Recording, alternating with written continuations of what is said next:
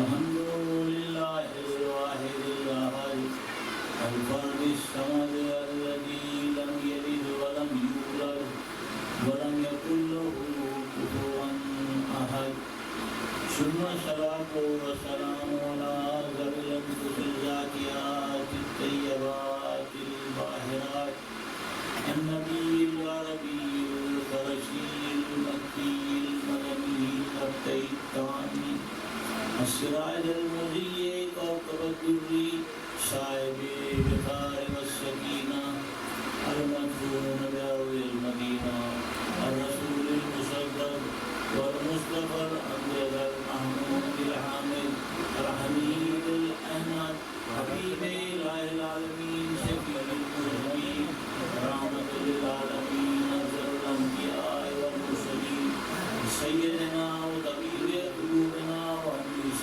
أنفسنا في السماء اسمه محمد في الأرض بالقاسم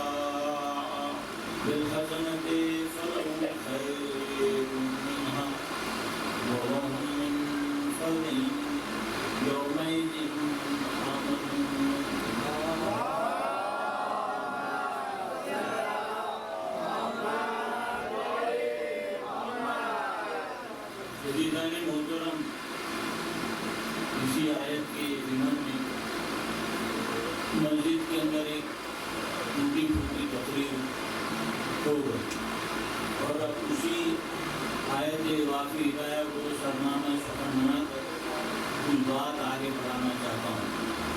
میں بارہا آپ کے سامنے بیٹھا ہوں، نہ میں مولوی ہوں، نہ مولانا ہوں، نہ ممتاز الافاضل ہوں، نہ صدر الافاضل ہوں، نہ عالم ہوں، نہ علامہ ہوں، نہ مرجع ہوں، نہ مجتہد، نہ مفتی ہوں۔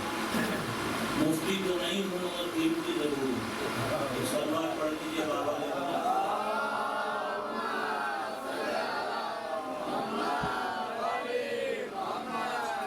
میرے ٹوٹے ٹوٹے الفاظ یا میرے خیالات تاثرات جس کو آپ لوگ سنتے ہیں، ایک گھنٹہ برداشت کرتے ہیں، اس کا بہت بہت شکریہ۔ مگر بڑے افسوس کے ساتھ کہنا پڑتا ہے کہ آج محرم کی 7 تاریخ ہے اور ایک زمانہ وہ تھا کہ یہاں اس رضا خانے میں بیٹھنے کو جگہ نہیں ملتی، اتنا گرم ہوتا تھا کہ ایک سے دوسرا بالکل جانو کو جانو لگائے ہوئے بیٹھتا تھا۔ اب آپ دیکھیے مجالس کا کیا حشر ہے۔ محرم جو ہے اس کی اہمیت آہستہ آہستہ ہمارے یہاں کم ہوتی جا رہی ہے۔ بس کچھ ایسی چیزیں ہیں جس کو ہم کر گزرتے ہیں۔ مقصد کربلا کیا ہے، محرم کیا ہے، یہ ساری چیزیں جو ہیں وہ ختم ہو جا رہی ہیں۔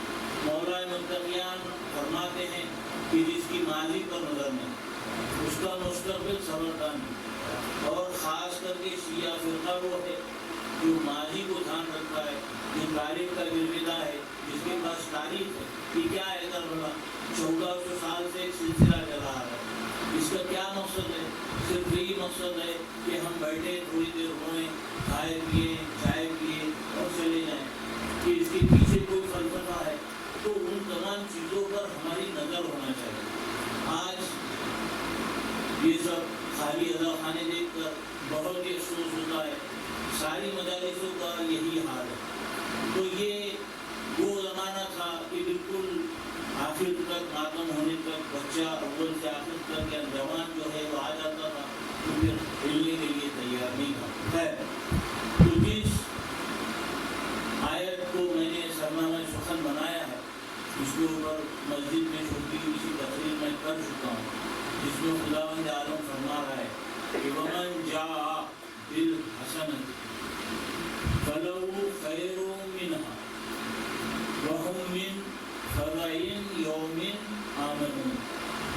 یعنی خداوند عالم ارشاد گرامی ہے خدا کا کہ جو شخص نیکی لے کر آئے گا اس کو اس کی نیکی سے بہتر صلہ دیا جائے گا، اور حول محشر کی گھبراہٹ، ان تمام چیزوں سے اسے نجات ملے گی۔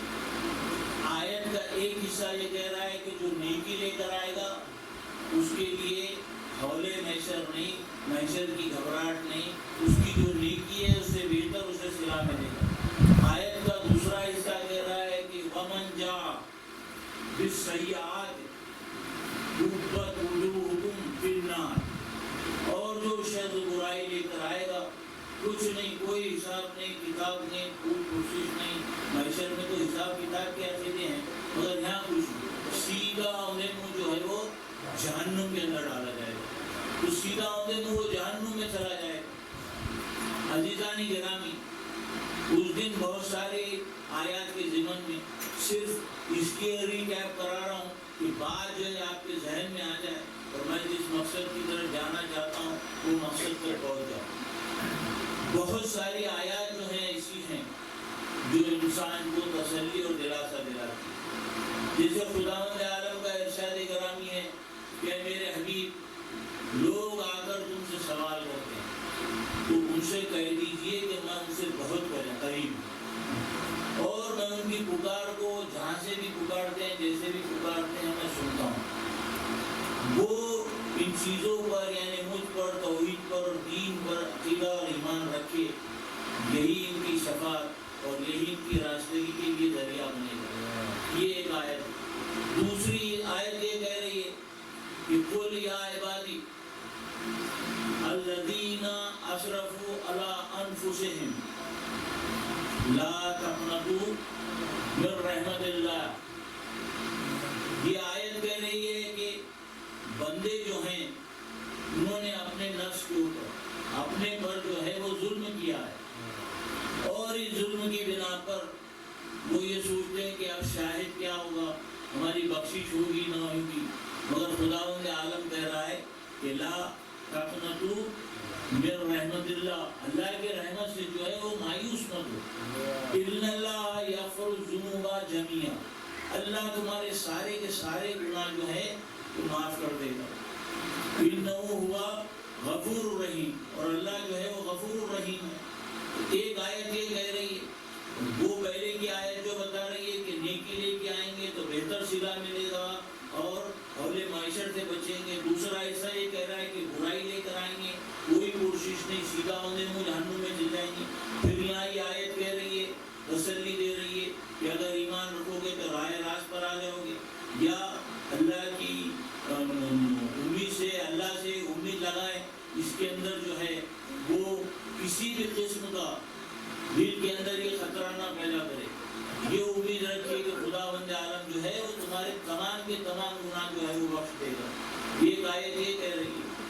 اب جو ہے بات اس دن آگے بڑھی تھی کہ دو چیزیں ایسی ہیں جو خداوند عالم کو پسند نہیں ہے۔ ایک چیز جو ہے وہ ہے گھمنڈ، تکبر، غرور، اور دوسری چیز جو ہے وہ شرک۔ یہ سب سے بڑا گناہ ہے شرک، اور اس کے بعد گھمنڈ۔ تکبر کس نے کیا؟ تکبر عزازیل رخار کر، تکبر عزازیل نے کیا، شیطان نے کیا، تو وہ خار ہو گیا، مٹ گیا، مردود بارگاہ ہو گیا، زندگی بھر لعنت کا توق پہن کر خداوند عالم نے اپنی بارگاہ سے اسے نکال دیا۔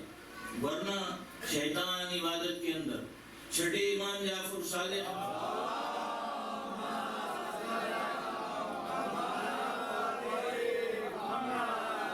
کا ارشاد گرامی ہے کہ شیطان نے 2 رکعت نماز 4000 سال میں پڑھی۔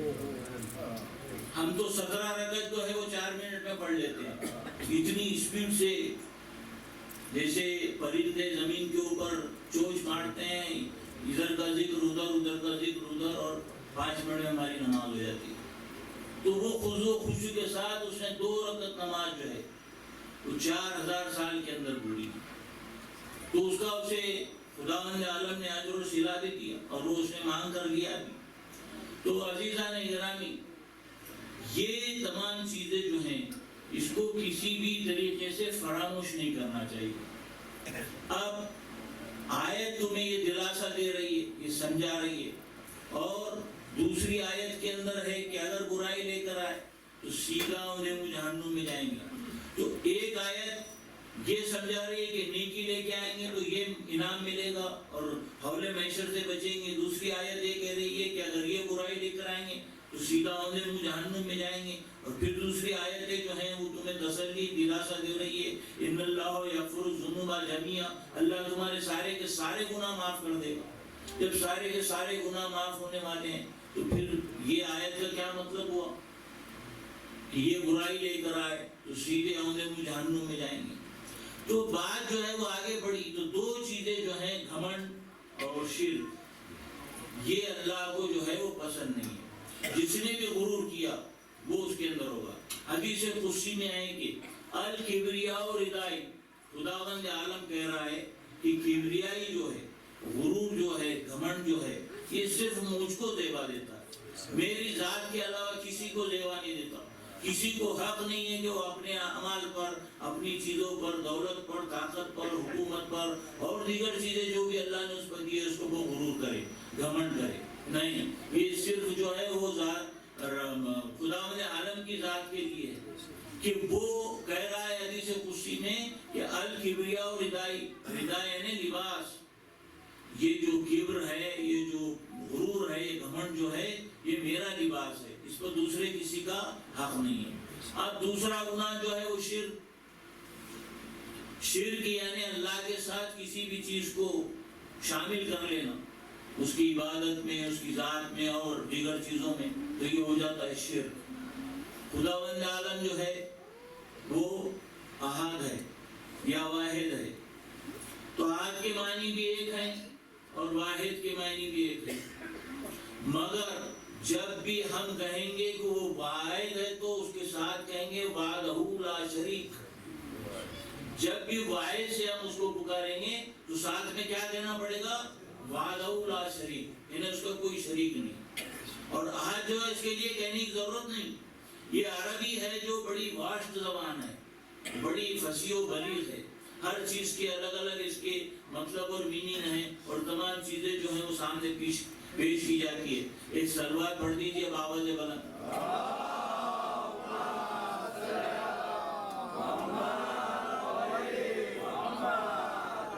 احد کے معنی بھی ایک، واحد کے بھی معنی ہے۔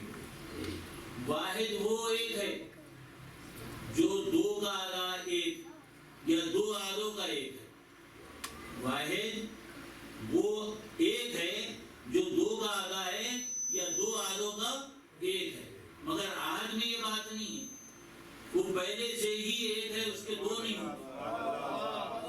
تو جب بھی آدھا سورہ قل اللہ کے اندر ہے کہ قل هو اللہ احد، یعنی وہ احد وہ ایسا اکیلا ہے کہ اس میں دو نہیں ہے، مگر ہم تم اپنی زبان میں جب کہنے کے لیے جاتے ہیں تو پھر وحدہ لا شریک لگانا پڑتا ہے۔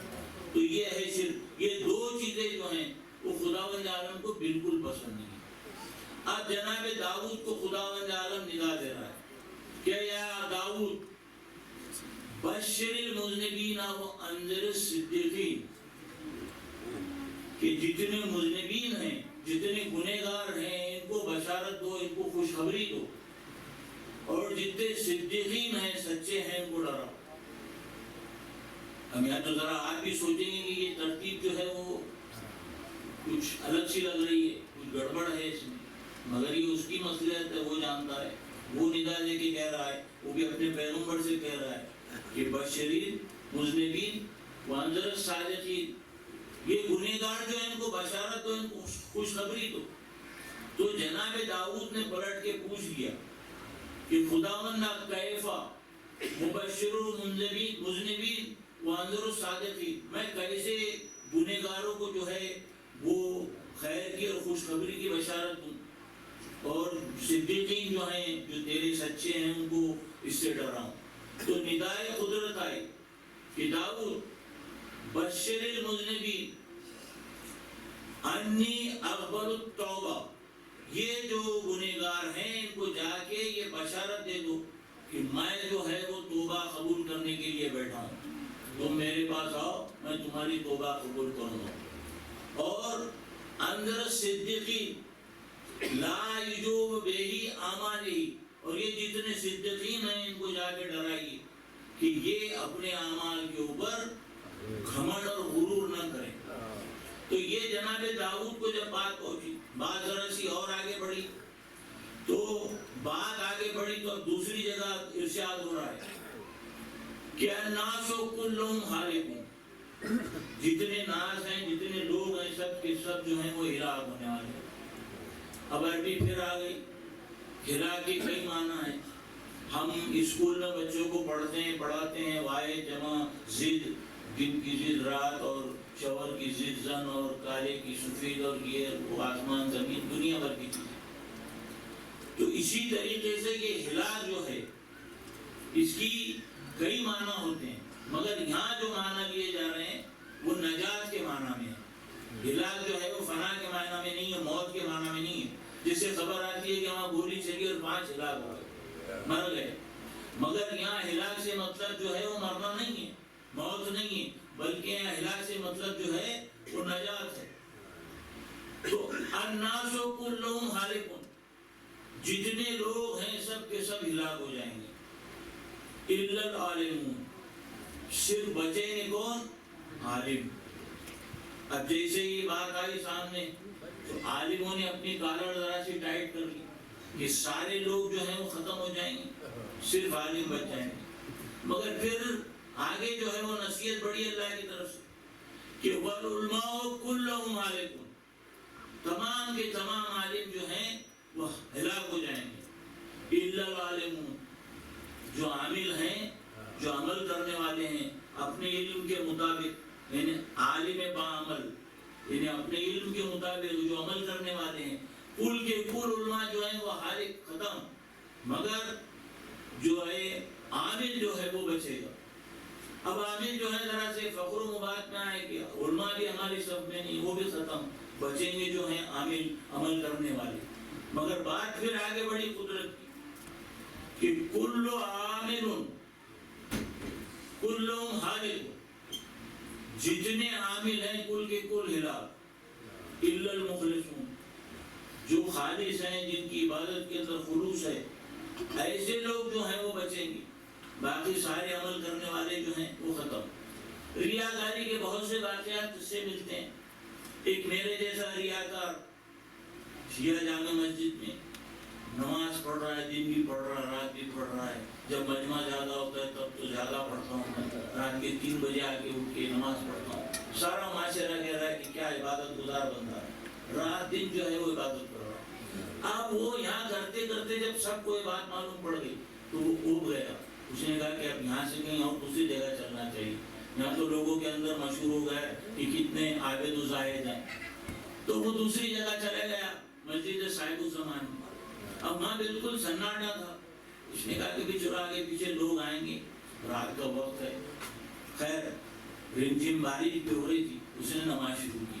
اتنے میں تھوڑی سی مسجد میں کھڑکھڑاہٹ کی آواز آئی، اس نے کہا کہ کچھ آ گئے لوگ۔ اب اس نے طولانی سجدے شروع کر دیے، لمبی لمبی رکعتیں، اور نماز جو ہے اس کی ہو رہی۔ ساری رات یہ عبادت کرتا رہا اور برتنوں کی کھڑکھڑاہٹ کی آواز آتی رہی۔ صبح نماز ختم کر کے جب اس نے گھوم کے دیکھا تو مسجد پوری خالی تھی۔ ایک کونے میں کتے کا بچہ ایک ڈبے سے جو ہے وہ کھیل رہا تھا۔ اس کی کھڑکھڑاہٹ کی آواز سے اس ریاکار کی نماز جو ہے بڑے زور و شور سے جاری تھی، چل رہی تھی۔ تو یہ ہوتی ہے ریاکاری۔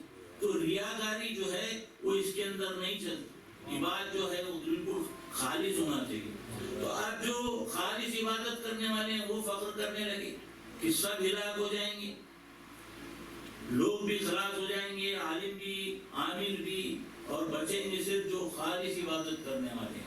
مگر پھر بات آگے بڑھی اور یہ کہنے لگی کہ المفلسون خطر عظیم، مفلس جو ہیں ان کے اوپر بہت بڑا خطرہ ہے۔ تو اس دن میں نے ایک چھوٹی سی مثال دی تھی، بیان کر کے آگے جا رہا ہوں تاکہ آج مجمع زیادہ ہے، آج بہت سے لوگ یہاں بھی ہیں اور دیگر مقامات بھی اس بات کو سن رہے ہیں۔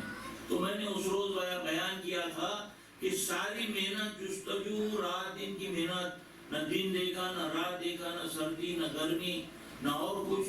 رات دن محنت کر کے انسان نے بہت سارا دھن دولت کمائی اور بینک کے اندر اچھی خاصی بیلنس کر دی. جب یہ اطمینان ہو گیا کہ میرے پاس 50 لاکھ روپے ہو گئے اور جب وہ موقع آیا تو بچے کو چیک دیا کہا کہ جا کے 15 لاکھ روپے لاؤ تاکہ فیس بھی بھری جائے اور لڑکے کی شادی بھی ہو. لڑکا جب بینک میں پہنچا تو وہاں سے فون کر کے کہتا ہے والد صاحب بینک کے اکاؤنٹ میں تو کچھ بھی نہیں ہے. اب یہ ایک دم سناٹے میں آ گئے کہ ساری عمر محنت کر کے اتنی دولت جمع کی اور بچہ کہہ رہا ہے کہ اکاؤنٹ میں کچھ نہیں ہے. ساری جمع کرنے والی سلپ لے کے پہنچ گئے مینیجر پاس. کہا اتنی محنت سے یہ ساری سلپیں میرے اکاؤنٹ میں جمع کی اور آپ کہہ رہے ہیں کہ اکاؤنٹ میں پیسہ نہیں. تو انہوں نے کہا کہ جناب آپ نے خالی یہ جمع کرنے والی سلپ ہی لائیں, چیک بک بھی ساتھ میں لاتے اور ڈیبٹ آٹو جو آپ کا کٹنگ ہو رہا ہے وہ بھی آپ کے سامنے رکھتے ہیں. تو یہ جو اکاؤنٹ تھا اس پہ چیک جا جا کے تمہاری بیلنس جو ہے وہ کم ہوتے رہے. یہ دنیا جو ہے وہ انسان کے لیے آخرت کی کھیتی ہے. یہاں جتنا بوگے وہاں اکاؤنٹ میں جمع ہوتا رہے گا, مگر کچھ آٹو ڈیبٹ کے ذریعے کچھ چیک کے ذریعے تمہاری بیلنس جو ہے کم ہوتی ہے. روز محشر جب پہنچے تو فرشتوں نے کہا کہ اکاؤنٹ میں کچھ نہیں ہے. اتنی محنت سے ساری چیزیں کر کے نمازیں پڑھی, روزے رکھے, حج کیا, زکات دی, خمس نکالا, تبرع تولا کیا, غریبوں کی معذوروں کی مدد کی, بیواؤں کی سرپرستی کی, یتیموں پر دستے شفقت پھیرا, جتنی نیکیاں تھی سب کرتے رہے. اکاؤنٹ کے اندر ہم نے سمجھا کہ ہماری منزل جو ہے وہ کامیاب ہو جائے گی. فرشتے کہہ رہے ہیں کچھ بھی نہیں ہے.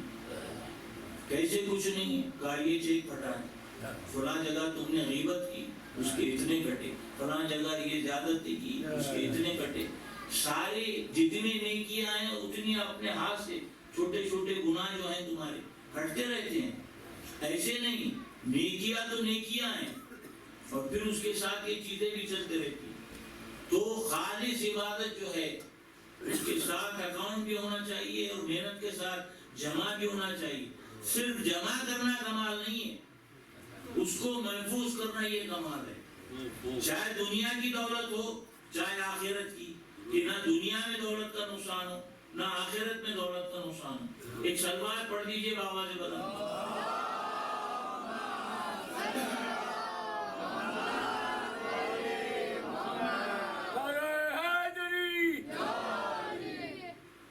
ایسی مجلسیں جو ہے نا سن سناٹے کے اندر بالکل سروں پر پرندے بیٹھے ہیں, ذرا سا ہلے تو وہ اڑ جائیں گے. بہت خاموشی سے سنی جاتی ہے اور اللہ کرے میرے جملوں کا آپ کے ذہنوں پر آپ کے دلوں پر کچھ اگر اثر ہو رہا ہے تو بہت اچھی بات ہے کہ ہمارے اس میں کچھ نہ کچھ تبدیلیاں جو آئی.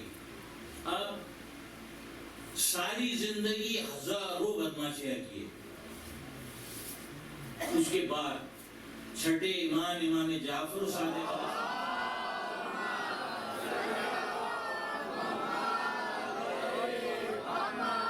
کہ صرف 40 لوگ کھڑے ہو کر یہ گواہی دیتے ہیں کہ اللہم انا لا نعلم منہ الا خیرا. امام کہتے ہیں کہ اللہ کہتا ہے کہ میں نے اس بندے کے سارے گناہ معاف کر دیے. صرف 40 لوگ جنازے میں, کہیں تو 400 ہوتے ہیں, کہیں 4000 ہوتے ہیں, کہیں 4 لاکھ ہوتے ہیں, جیسا شخصیت ہوگی ویسا مجمع ہوتا ہے. تو صرف 40 لوگ کھڑے ہو کر یہ گواہی دے دیں کہ اللہم انا لا نعلم الا منہ الا خیر, کہ ہم اس کے خیر کے سوائے جو ہے وہ کچھ نہیں جانتے. تو امام کہتے ہیں کہ اللہ اس کی بخشش کر دے گا. اور ندائے قدرت بھی آتی ہے کہ تم نے گواہی دی جبکہ تم یہ اس بات کو جانتے ہیں کہ مربع سے آئے. اس کی ساری بدیاں, اس کی ساری برائیاں آپ جاننے کے باوجود جنازے پر کھڑے رہے کہ جب اس سے خیر سے یاد کر رہے ہیں. تو تم بندے ہو کہ جب خیر سے یاد کر رہے ہیں. میں تو ارحم الراحمین ہوں, میں اللہ کو اسے بخش دوں گا. مگر اس نے اپنی زندگی میں کیا کیا کیا جو تمہیں معلوم ہے وہ بھی, اور وہ باتیں جو تمہیں معلوم نہیں ہیں اس کے میرے درمیان ہیں وہ بھی, ساری باتوں کو جو ہے میں معاف کر دوں گا. اب یہ سب سے بڑی بات سامنے آئی. پہلے وہ آئے تھے, ان کے اندر کتنے تسلی, کتنے دلاسے, کتنے قصے, اس کے اوپر سے ذرا سی ہماری ہمت بندی، اور آخر میں جب مر گئے 40 لوگوں نے گواہی دی، ہماری تو خیر ہی خیر ہو گئی. تو پھر وہ آیت جو ہے وہ کہہ رہی ہے کہ نیکی لے کے آؤ گے تو اس سے بہتر صلہ ملے گا اور حول محشر سے بھی نجات ملے گی، اور اگر برائی لے کر آئے تو پھر اوندے منہ جہنم میں جائیں گی.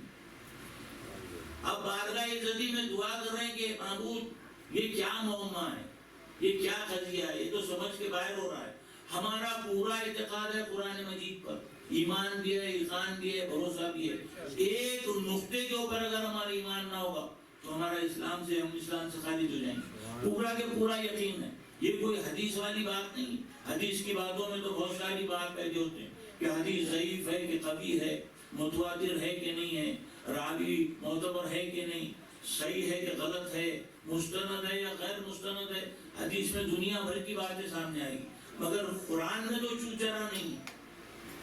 تو وہاں تو آیت یہ کہہ رہی ہے کہ برائی لے کر آئیں گے اور سیدھا جہنم، اور یہاں جو ہے معاملہ.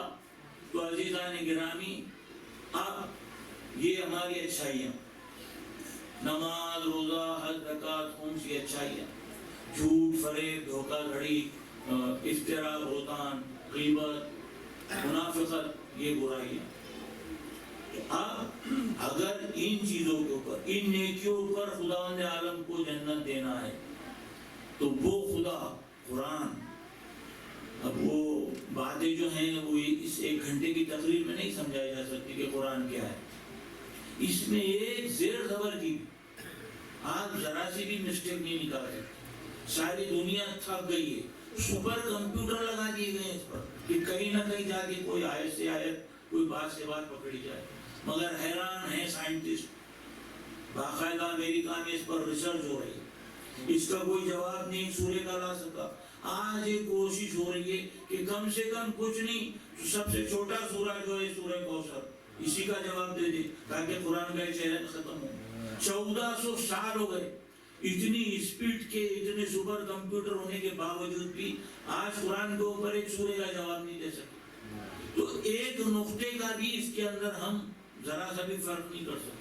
اب وہ قرآن کہہ رہا ہے تو یہ اگر نہیں کیا، جو جنرل نے کیا ہے، نماز، روزہ، حج، زکوٰۃ، پورے دین کی، اگر اسی پر جنت ملنا ہے یا ان بدیوں پر جہنم ملنا ہے تو یہاں جو ہے وہ صیغہ واحد سے جمع کا آتا، حسنتے کی جگہ پر حسنات آتا، سیئاتے کی جگہ پر سیئات آتا.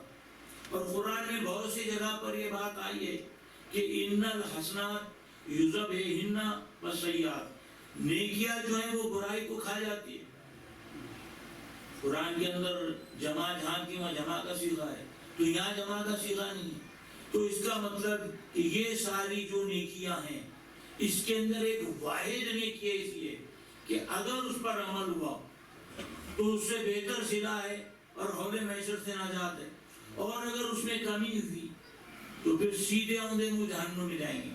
یہ نیکیاں تو ہیں، نماز، روزہ، حج، زکوٰۃ، یہ تو اپنی جگہ پر ہیں، مگر ایک خاص نیکی ہے. ایک کار لی میں نے بہت خوبصورت 12-15 لاکھ روپے کی، ایک دم نوی کھٹ ٹائر ہیں اس کے اوپر، ساری چیزیں ہیں، سارے نیک اعمال میں نے ڈگی میں بھرے، سب کچھ لیا، کاغذات لیے، لائسنس یہ وہ لے کر، اور میں چلنے لگا. گاڑی چل جائے گی؟ گاڑی ہلتی نہیں اپنی جگہ پر. تو کسی نے کہا جناب اس میں پیٹرول تو ڈالیے جب یہ چلے گی. تو اتنی ساری چیزیں ہیں اس میں، 4 ٹائر ہیں، 5 گیئر ہیں، بیٹری ہے، ہیڈ لائٹ ہے، دیگر چیزیں ہیں، مگر گاڑی چلتی نہیں کیونکہ مین چیز نہیں ہے. ایسا یہ ساری نیکیاں جو ہیں وہ ہیں، ان کا اپنا اپنی جگہ پر قیمت ہے، ان کی ویلیو ہے، مگر یہ ایک چیز اگر نہیں ہوئی تو پھر جا کر تمہاری بخشش نہیں، سیدھے اوندے کو جہنم میں جائیں گے. تو آخر یہ واحد جمع جو ہے یہ نہیں استعمال کرنا یا واحد کا صیغہ استعمال کرنا اس بات کو ثابت کر رہا ہے. ہم چھوٹی موٹی غلطیاں کرتے ہیں تو لوگ ہنستے ہیں. اگر خدا نہ خواستہ قرآن میں کوئی اتنی بڑی غلطی ہوتی کہ واحد کی جگہ جو ہے وہ جمع اور جمع کی جگہ واحد استعمال ہو رہا ہے تو لوگ ہنسیں گے. یا ہماری کچھ نااہلی کی وجہ سے ہم کچھ ایسے الفاظ استعمال کریں تو لوگ بولیں گے کہ یہ تو منبر پر بھی بیٹھنے قابل نہیں ہے. میں نے کہا کہ جناب مہنگائی کا زمانہ ہے اور 1150 روپے میں سرنڈر ہو گیا ہے۔ اور اس مہنگائی کو جھیلتے ہوئے میں نے اس مہنگائی کے سامنے اپنا سر جو ہے وہ سرنڈر کر دیا ہے۔ سارا مجمع ہنسے گا کہ ان کو سرنڈر اور سلنڈر میں فرق معلوم نہیں، کہاں کیا استعمال کرنا چاہیے، کہاں کیا استعمال۔ تو غلط استعمال سے جو ہے وہ بات کدھر کی کدھر ہو جاتی ہے۔ قرآن میں تو یہ امکان ہی نہیں ہے۔ تو کوئی واحد نیکی ایسی ہے تو ساری نیکیاں بچے گی اور تمہیں اس سے بہتر صلہ ملے گا اور تم جو ہے اہل معاشر سے بچیں گے، ورنہ جو ہے اس کے اندر ذرا سی کمی ہوئی، وہ برائی اگر تم نے لے کے گئے تو سیدھا بغیر ٹکٹ کے جہنم میں پہنچ جائیں گے۔ تو عزیزان گرامی، وہ آخر نیکی ہے کیا؟ ایک سلوات پڑھیے، میں آپ 1 گھنٹے سے 2 گھنٹے سے آپ کو گول گول گھما رہا ہوں، اس مندر کو لے کے جانا چاہتا ہوں۔ وہ نیکی جو ہے وہ ولایت امیر المومنین علی ابن ابی طالب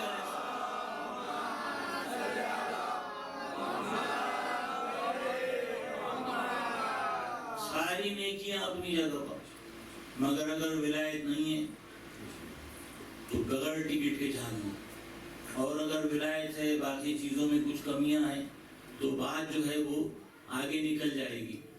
تو عزیزان گرامی، یہ واحد نیکی جو ہے ولایت کی ہے، اور اس ولایت کی تیاری جو ہے صرف غدیر میں نہیں ہوئی بلکہ جناب آدم سے اس کی تیاری کا سلسلہ چلا ہے، اور غدیر میں آ کر یہ جو بات ہے وہ پوری ہوئی۔ خداوند عالم نے اہتمام کیا۔ اب چونکہ ہمیں ہمارے پیغمبر کے ذریعے سامنے کی باتیں معلوم پڑی اور انہی کے ذریعے سے تمام پیغمبروں کی بات معلوم پڑی، یہاں آپ کو محظوظ ہونے کے لیے چھوٹی سی بات کہہ رہا ہوں کہ دنیا کہتی ہے هو الذی بعث فی الامین رسولا منہم یتلو علیہم آیاتہ ویزکیہم ویعلمہم الکتاب والحکمہ ان کانوا من قبل فی ضلال مبین، سورہ جمعہ کی آیت نمبر 2، جس میں اعلان ہو رہا ہے کہ وہ نبی آیا امیین میں سے۔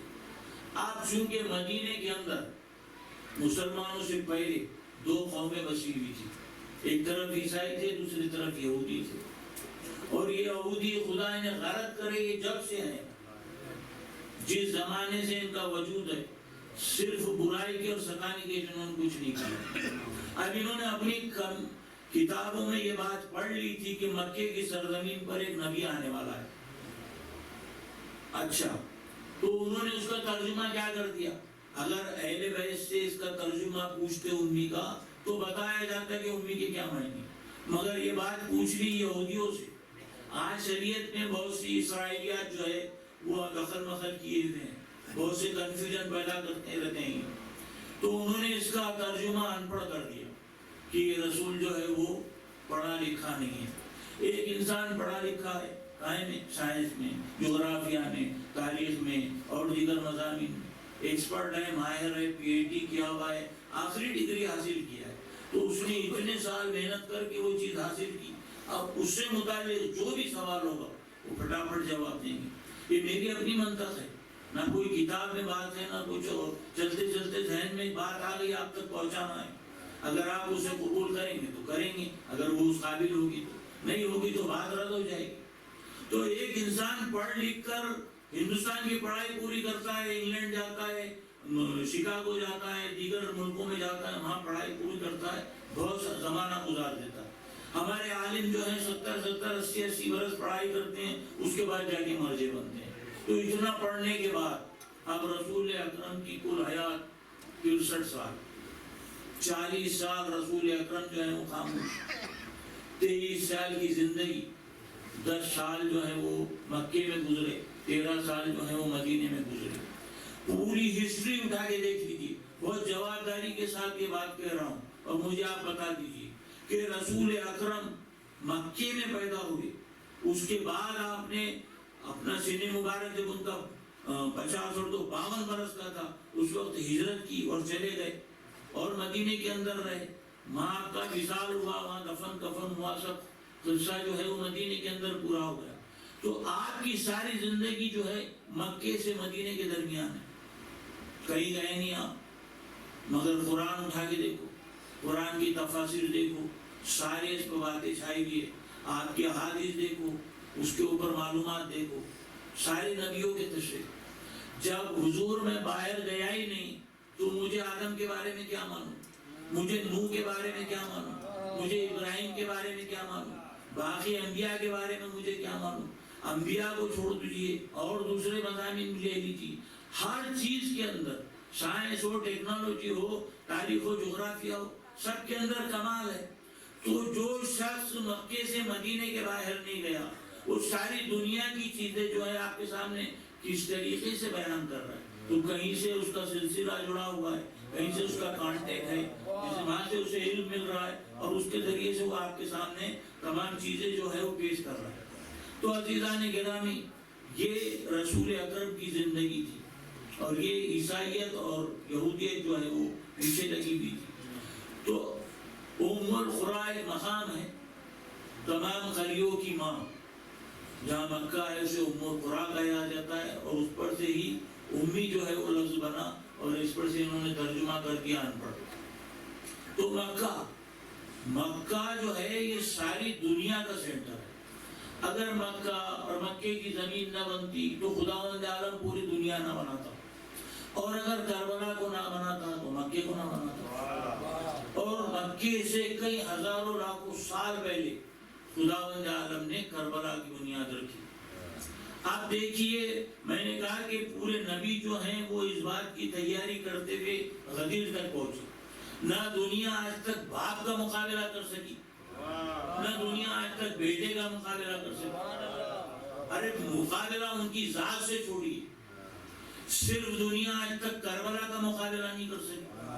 کربلا کی بھی بات چھوڑیے، خاک کربلا کا آج تک دنیا مقابلہ نہیں کر سکی. ساری دنیا کی مٹی ایک طرف اور خاک کربلا جو ہے وہ ایک طرف. ساری دنیا میں آپ جہاں بھی چل جائیں، مکے تک کی پوری دنیا کربلا چھوڑ کے جائے، مٹی کھانا حرام ہے اور کربلا کی خاک شفا.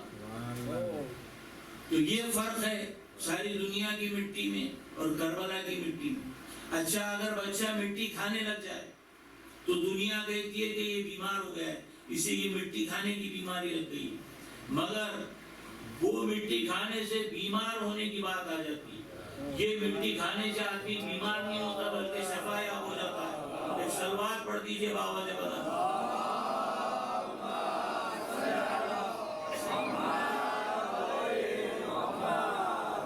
چھٹے امام جعفر صادق علیہ السلام.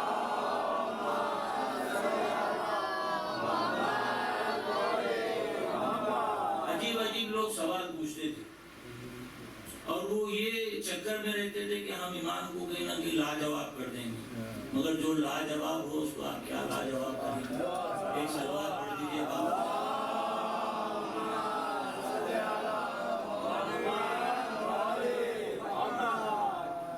تو امام سے ایک شخص نے پوچھا کہ یہ بتائیے کہ کیا اونٹ جنت میں جائے گا؟ آپ نے کہا کہ ہاں، ناقہ صالح جو ہے وہ اونٹنی جو ہے وہ جنت میں جائے گی. اور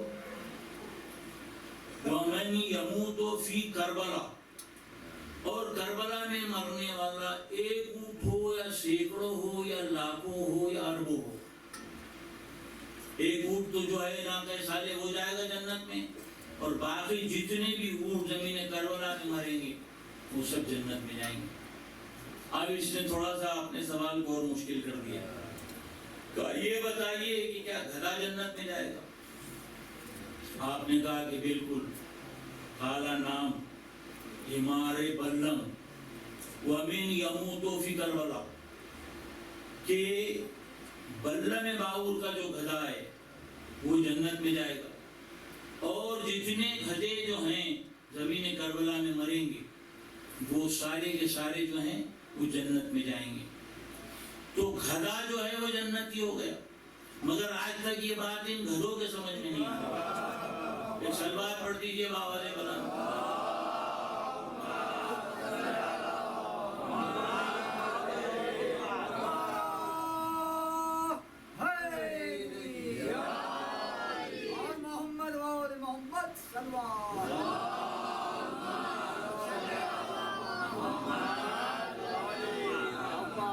حلال سے مکروہ کی طرف آ گیا. پہلے اونٹ کی بات تھی، پھر گدھے کی بات آ گئی. اب اس نے کہا کہ اور مشکل سوال کریں گے. کہا یہ بتائیے کہ کتا جو ہے وہ جنت میں جائے گا؟ آپ نے کہا کہ ہاں، اصحاب کہف کا کتا جو ہے وہ جنت میں جائے گا، اور جو کتے کربلا کی سرزمین میں مریں گے اس سے جنت میں جائیں گے. تو اونٹ جنت میں جائے گا، اور حمار گدھا جنت میں جائے گا، اور کتا بھی جنت میں جائے گا. یہ تین تو جو ہیں تاریخ کے اندر جنہوں نے اچھے کام کیے ہیں، اللہ کی وحدانیت کی اور رسول کی رسالت کی کاروں میں اور دیگر چیزوں میں جو مدد کی، اس کا سبب. مگر کربلا کی خاک کو، اس خاک کو خداوند عالم نے وہ مقام دیا ہے کہ اس زمین پر ایک مرے، 10 مرے، کروڑوں مرے، اربوں مرے، سب کے سب جو ہیں وہ جنت میں جائے گا. تو یہ اسرار خواب کربلا ہے. اب دیکھیے، حمار جو ہے وہ حماقت کی نشانی، کتا جو ہے وہ نجاست کی نشانی. مگر حسین کی ذات وہ ہے کہ جس نے ساری تشبیہ کو بدل دیا، سارے استعارے کو بدل دیا. اب یہ نور انسانی میں تبدیل ہو کر سب کے سب جو ہیں وہ جنت میں پہنچ گئے. عربی کے اندر خاک کے لیے بہت سارے الفاظ ہیں: سلسال، تراب، اور گیلی مٹی جو ہے وہ سوکھی مٹی، اسے جو الگ الگ اس کے نام ہیں. مگر تراب اور تربت یہ ایک ہی خاندان سے ہے. حسین کی تربت اور تراب یعنی سوکھی ہوئی بارڈر جیسی مٹی. مگر اس میں بھی جناب ایک نقطہ ہے کہ حسین کی جو تربت ہے اس میں رب چھپا ہوا ہے. تربت، اگر اس کے 2 تے آپ نکال دیں اوپر آ کر کے تو بیچ میں رب رہ جائے گا. تو حسین کی تربت میں جو ہے وہ رب چھپا ہوا ہے. یہ ایسے ہی باتیں نہیں ہیں، یہ صرف دل بہلانے آپ کو خوش کرنے کے لیے نہیں ہے. اب یہ سب علم عادات کی روشنی میں بات ہو رہی ہے، اس کے الگ الگ موضوع ہیں، الگ الگ چیزیں ہیں کہ خداوند عالم نے الفاظ بھی جو رکھے ہیں وہ اتنے فٹ رکھے ہیں کہ جب ان کے معنی اور مطلب کو نکالا جائے گا تو اس سے ہٹ کے نہیں ہے. عزیزان گرامی، بس میں اپنے آخری منزل کی طرف آ رہا ہوں. تو یہ خاک کے اندر بڑے کمال ہے. شیخ بھائی جو ہمارے عالی قدر مرجے گزرے ہیں، ان کا زمانہ اور آخری زمانے کے اندر بیمار پڑ گئے اور آنکھوں کی بینائی چلے گئی. ایک مرتبہ شاگردوں کے ساتھ بیٹھے ہوئے تھے، کچھ شور و غوغا سننے میں آیا تو شاگردوں سے پوچھا انہوں نے کہ شور و غوغا کیسا ہے؟ تو شاگردوں نے بتایا کہ جناب 40 کا جلوس جا رہا ہے. امام حسین کا 40 کا جلوس جو ہے وہ حرم امام رضا میں جا رہا ہے. آپ نے کہا کہ مجھے لے کے چلو وہاں. شاگرد جو ہے لے کے پہنچے. شیر بھائی نے کہا مجھے اس دروازے پر لے کے چلو جہاں اداکار اپنے چپل اور جوتیاں اتارتے ہیں. شاگردوں نے وہاں لے کے گئے. اب آغا جو تھے بیٹھ گئے اور ٹٹول ٹٹول کر تھوڑی سی مٹی اکٹھا کی. اس کے بعد اپنے شاگردوں سے کہا کہ جاؤ ایک سلائی لے کے آؤ اور دونوں آنکھوں میں میرے اس خاک کی سلائی جو ہے اس کو جو ہے پھرا دو، پہنچا دو. اب شاگرد نے جو ہے وہ سلائی جیسی آنکھوں میں پھیری، آپ کی آنکھیں جو ہیں وہ روشن ہو گئی. تو یہ خاکی کربلا جو ہے اس کی بڑے عظیم اور اونچا مرتبہ ہے. سارے انبیاء جناب آدم سے لے کے تو جناب عیسیٰ تک اس بات کے منتظر رہتے ہیں کہ ہمیں اجازت ملے اور ہمیں چپٹی پر خاک کربلا لے. مگر یہ ہم پر احسان ہے، کرم ہے اللہ کا بھی اور حسین کا بھی ہے کہ عزادار جو ہیں ان کے لیے کہیں روک ٹوک نہیں، چاہے جتنی چاہے وہاں سے خاک کربلا لے کے آئے. جبکہ کوئی عزادار جو ہے وہ مفت میں نہیں لاتا، قیمت دے کے لاتا ہے. مگر کربلا سے لانے کے لیے کوئی روک ٹوک نہیں. ندائے قدرت آتی ہے کہ اشہدو یا ملائکتی، اے میرے ملائکہ گواہ رہنا. ملائکہ نے پوچھا بارزہ کی اس بات کی گواہ رہنا؟ کہا یہ جو عزادار کربلا کے اندر رو رہے ہیں اور ان کے علاوہ حسین پر جو گریہ کر رہے ہیں، ان کے سب جو ہے سب کو میں نے بخش دیا. یہ ندائے قدرت آ رہی ہے اپنے ملائکہ کے لیے کہ حسین پر رونے والے جتنے ہیں ان کو سب کو میں نے بخش دیا. تو یہ وہ ذوات مقدسہ ہیں جن کے طفیل میں یہ دنیا بھی بنی اور ان کے طفیل میں ہمیں جنت بھی ملے گی. اور آخری وقت رسول جب دنیا سے جانے لگے تو امت کے حوالے 2 شہزادے کیے اور اجر رسالت کی بھی مانگ کی کہ میرے ان 2 شہزادوں کی جو ہے اجر رسالت یعنی محبت ہے. مگر آپ کے وصال کے بعد امت نے کیا ستم ڈھایا؟ وہ ستم ڈھایا کہ بہنوں نے اپنے بھائیوں کا ایک بھائی کے جنازے پر تیر دیکھے اور دوسرے بھائی کا جنازہ تیروں پر دیکھا. یہ مصائب جو ہیں وہ گزر گئے. امام حسن یہ واحد تاریخ میں جنازہ ہے جو گھر سے نکلا اور پھر گھر پر واپس آیا. جناب عباس جو ہے وہ 23 میں آ گئے مگر حسین نے روک لیا. 4 مقامات ہے جہاں جناب عباس کو حسین نے روکا جس میں یہ پہلا موقع ہے. پھر بہنوں سے کہا وہ تیر نکالے گئے. عزیزان گرامی انصاف سے بتائیے ایک مسافر یہاں آ جائے اور آنے کے بعد اس کی طبیعت خراب ہو جائے اور نزاع کی حالت میں پہنچ جائے اور مرتے وقت وہ چند لوگوں کو یہ وصیت کرے کہ دیکھو بھائیو مجھے پتا ہے کہ تم میرا دفن سب کرو گے مگر میری خواہش ہے کہ فلاں درخت کے نیچے مجھے دفن کر دینا. تو انصاف سے بتائیے کہ آپ ایسا کریں گے نہیں کریں گے؟ ارے وہ کائنات کا مالک جنت کا شہزادہ دل میں خواہش تھی کہ نانا کے پہلو میں دفن. جنازہ چلنے لگا. خچر پر ایک عورت بیٹھ کے آئی. رومال کا ایک اشارہ ہوا. 70 تیر انداز تھے جنہوں نے جنازے کے اوپر تابوت کے اوپر تیر مارے. یہ تو حسین اور صابر شخص تھے کہ جنازہ واپس لے کے آئے. یہ سارا منظر 3 سال کے قاسم بھی دیکھ رہے اور عام زندگی کے اندر بچے جن کے سرپرست ہوتے ہیں ان کی زندگی تو بڑے عیش و آرام میں گزر جاتی ہے. مگر جہاں کئی یتیم ہوتے ہیں اس بے ماں سے پوچھیے کہ یتیم کی پرورش میں کیا کیا صحبتیں اور مصیبتیں اٹھاتی ہے, کیسی کیسی حسرتوں سے پالتی ہے. ایسے ہی قاسم کو ام فروا جو ہے وہ پالتی رہی. ہر سال تصورات کے محل میں یہ باتیں ام فروا سجاتی ہے کہ یہ تو ابھی 9 سال کا ہے, یہ تو ابھی 10 سال کا ہے. جب 12 سال کے قاسم ہوئے ایک مرتبہ ام فروا جناب زینب پاس آ کے کہتی ہے بی بی اب میرا بیٹا 12 سال کا ہو گیا, اب اس سال کے آخر میں میں چاہتی ہوں کہ قاسم کی شادی ہو جائے. اور یہ کارواں جو ہے وہ کربلا کی طرف رواں ہو گیا. 2 محرم کو والد کربلا ہوا, 7 کو پانی بند ہوا. صبح عاشور سے لے کے عصر عاشور تک سارا خاندان جو ہے وہ تہتے ہو گیا. اب شب عاشور یزیدی فوج کے اندر دور شادیانے اور رقص و سرود کی آواز آ رہی ہے. ایک طرف نہر فرات کے پانی کے کھڑکھڑانے کی آواز آ رہی ہے اور دوسری طرف حسین اور ان کے ساتھی جو ہیں وہ مشغول عبادت ہیں. ایسے جیسے شہد کے چھتے پر مکھیاں جو ہیں وہ بھنبھناہٹ کرتی ہے, اس طریقے سے تسبیح و تحلیل کی آوازیں آ رہی تھی. حسین بھی مشغول عبادت تھے. رات کا سناٹا تھا. حسین کو یہ احساس ہوا کہ کوئی جو ہے آ کے میرے پاس کھڑا ہوا ہے. ایک مرتبہ امام حسین نے آ کے کھول کے دیکھی تو بھتیجا جو ہے وہ بازو میں کھڑا تھا. حسین نے گود میں بٹھایا, دستے شفقت پھیرا, سینے کو سونگا, بہت دیر پیار کیا, بہت دیر روتے رہے.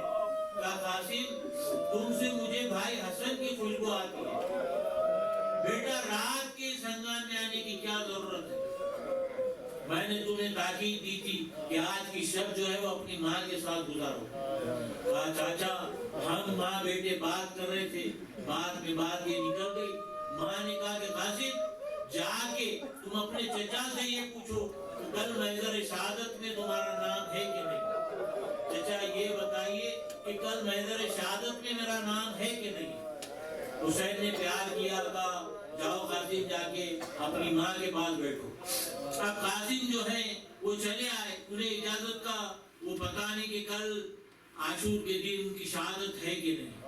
آ کے اپنی ماں سے کہتے ہیں کہ مادر گرامی کل رات آپ نے مجھے ایک واقعہ سنایا تھا کہ یہیں کربلا سے کچھ قریب کے اوپر نجف ہے جہاں میرے دادا دفن ہیں. یہ شاہانہ لباس اتاریے, مجھے عرب کا فقیرانہ لباس پہنائیے. اور بیٹھ کے دعا کر کے دادا سے کہوں گا کہ دادا چاچا نے مجھے مرنے کی اجازت نہیں دی۔ ماں نے جب یہ سنا دل ٹوٹ گیا، قاسم کا ہاتھ پکڑا، زینب کے پاس پہنچی، ان سے کہا کہ آپ چل کے سفارش کیجیے۔ آپ یہ سب کے سب امام حسین پاس پہنچے۔ جب حسین نے دیکھا کہ یہ بھابھی، یہ بہن حسین کی ساری زندگی میں کبھی بھی پہلی مرتبہ تھا جو حسین سے سامنے رجوع ہوئی اور بات کر رہی ہے، جناب زینب سے کہا کہ بھابھی آپ خود ہی کہیے۔ جب ام فروہ نے حسین سے کہا کہ کل کیا قاسم کی شہادت ہے، تو حسین نے کہا کہ بھابھی کل قاسم کی شہادت تمام شہداء میں سب سے نرالی ہوگی۔ یہ سننے کے بعد دونوں شادمان جو ہیں وہ گھر میں لوٹے۔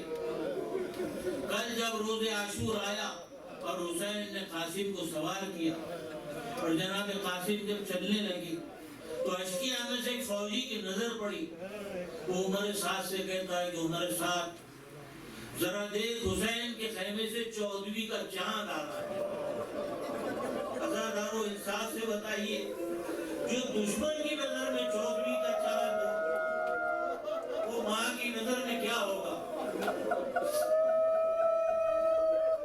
جناب قاسم چلے، حسین ایک ٹیلے سے جو ہے اس بات کا معائنہ کر رہے تھے، مگر جب جناب قاسم چلنے لگے، شاعر نے کیا خوب کہا ہے کہ حادثے کائنات میں سے بہت ملتے ہیں، بڑی دیر تک مانے نقشے قدم جو ہے وہ دیکھتے ہیں۔ تو جب جناب قاسم چلنے لگے، بہت دیر تک ان کی والدہ جو ہے ان کے نقش قدم کو دیکھتی رہی۔ حسین، قاسم کی نظر فوج پر، حسین کی نظر قاسم پر، زینب کی نظر حسین پر، ماں کی نظر زینب پر۔ جیسے ہی جناب قاسم جو ہے میدان میں گرے، یہ بچپنا تھا، 12 سال کی عمر میں بھی خود روٹی توڑ کے نہیں کھاتے تھے، ماں لقمے دیتی تھی۔ یہ نزاکت تھی، اور اتنے نازک اور اتنے خوبصورت تھے کہ یہ جب بازار مدینہ میں نکلتے تھے تو پھوپھی ان کو نقاب ڈال کے نکالتی تھی، اتنے خوبصورت تھے۔ اور نزاکت کا یہ عالم تھا کہ جب گھوڑے کی زین سے زمین پر آئے تو اپنے چچا کو نہیں پکارا، بس ایک جملہ کہا، اماں میں گر گیا۔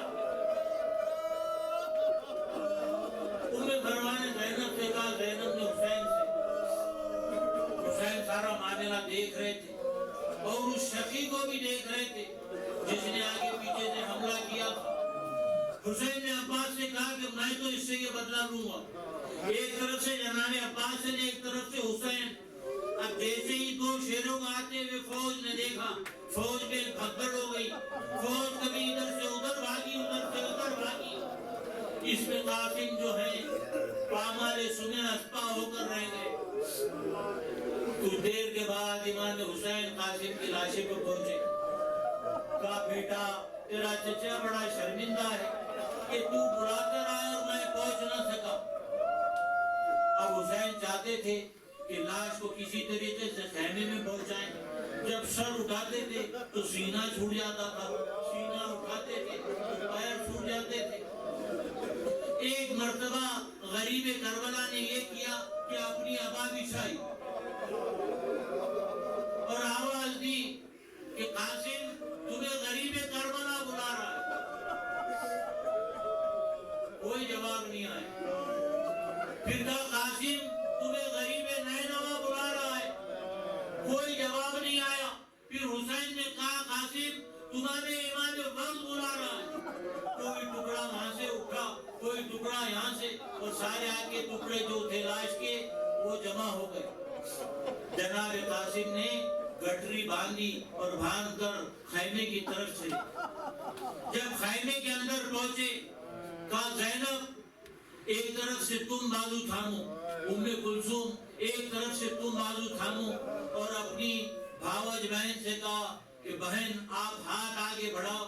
جیسے ام فروہ نے دونوں ہاتھ بڑھائے، امام حسین نے وہ قاسم والی گٹری جو تھی وہ ہاتھ پر رکھ دی۔ ام فروہ پوچھنے لگی کہ میرے آقا یہ کیا ہے؟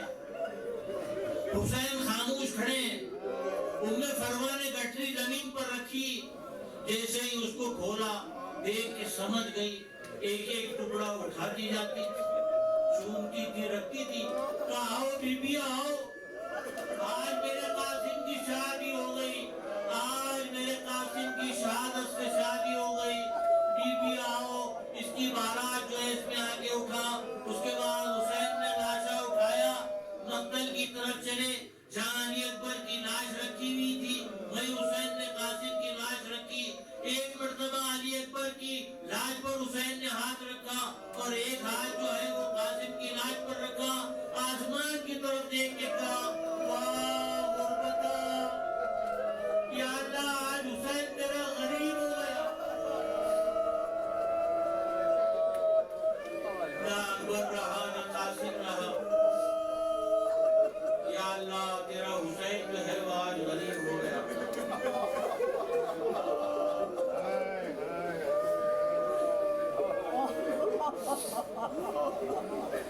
ألا لعنة الله على القوم الظالمين سيعلم الذين ظلموا أيّ منقلب ينقلبون۔ بار الہ خلیل توسل کو بأجر جلیل قبول فرماؤ۔ بانی مجلس و شرکائے مجلس کے تمام دینی و دنیاوی جائز مطالبات کو اپنی بارگاہ عزتی میں شرف قبولیت عنایت فرما۔ جو بچے منزل امتحان میں ہیں ان کو کامیاب و کامران فرما۔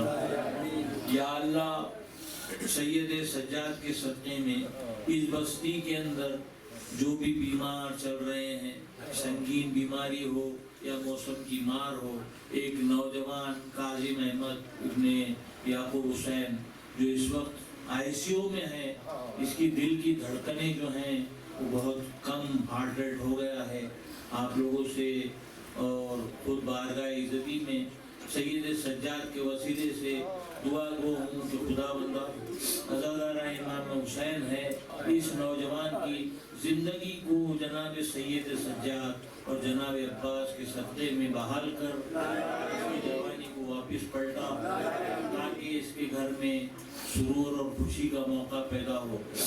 جو بچے منزل امتحان میں ان کو کامیاب و کامران فرما اور ہمارا حاشر و ناشر محمد و آل محمد کے ساتھ فرما۔